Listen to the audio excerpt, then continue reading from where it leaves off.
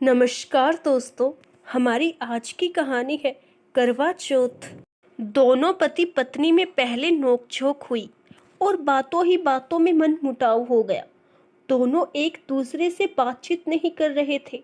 हाँ, एक दूसरे की जरूरतों को देखे बिना कुछ बोले सुने एक दूसरे के कामों को गुपचुप तरीके से कर भी रहे थे। ऐसे में आ गया करवा चौथ का पर्व। अब एक तरफ जहां करवा चौथ था तो वहीं दूसरी तरफ पति पत्नी में लड़ाई चल रही थी और उस पर दोनों का मौन व्रत चल रहा था। दोनों एक दूसरे से बातचीत नहीं कर रहे थे।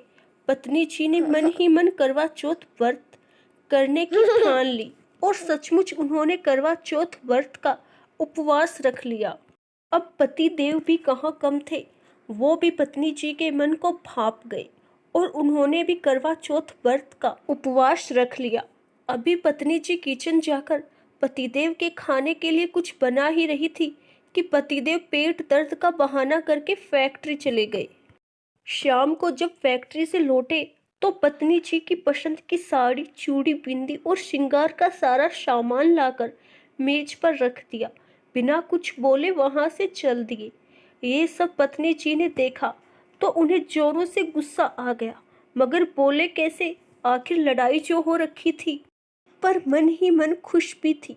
फिर सोचने लगती, इतनी फिक्र है तो बोलते क्यों नहीं। अब शाम होने को थी और थोड़ी देर में चांद भी निकलने वाला था।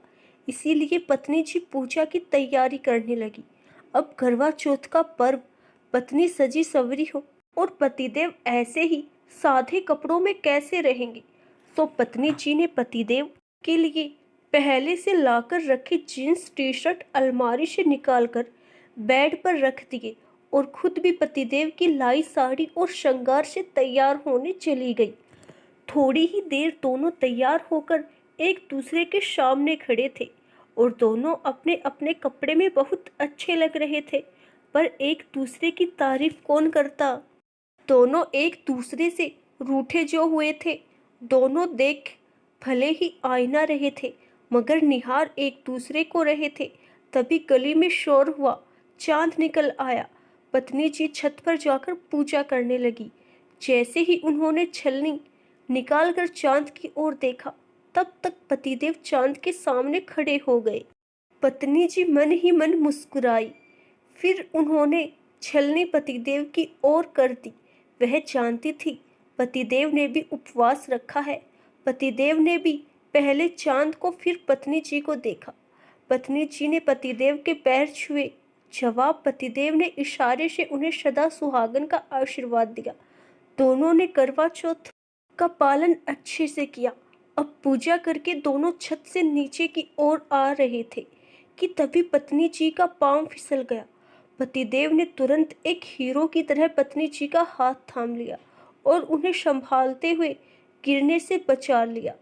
अब पत्नी जी के सब्र का बांध टूट गया। उन्हें बड़ा गुस्सा आ रहा था। जब इन्हें मेरी इतनी फिक्र है तो बोलते क्यों नहीं। आखिर गुस्से में वह बोल ही पड़ी, क्यों, आखिर क्यों कर रहे हो आप ये सब। इस पर पतिदेव बोले, यही सवाल यदि मैं करूँ तो तुम क्यों कर रही हो मेरे लिए ये सब। पत्नी जी जवाब में रोने लगी। पतिदेव लिपटी हुई पत्नी से बोले, अरे रोती क्यों है पगली। हमें तो करवा मैया जी का धन्यवाद करना चाहिए, क्योंकि करवा चौथ मैया के व्रत के कारण हम दोनों और करीब आ गए और हमारे मन की सारी कड़वाहट को मिटाकर एक मीठी मिठास ले आई। आशा करती हूँ दोस्तों आपको हमारी आज की कहानी जरूर पसंद आई होगी। धन्यवाद।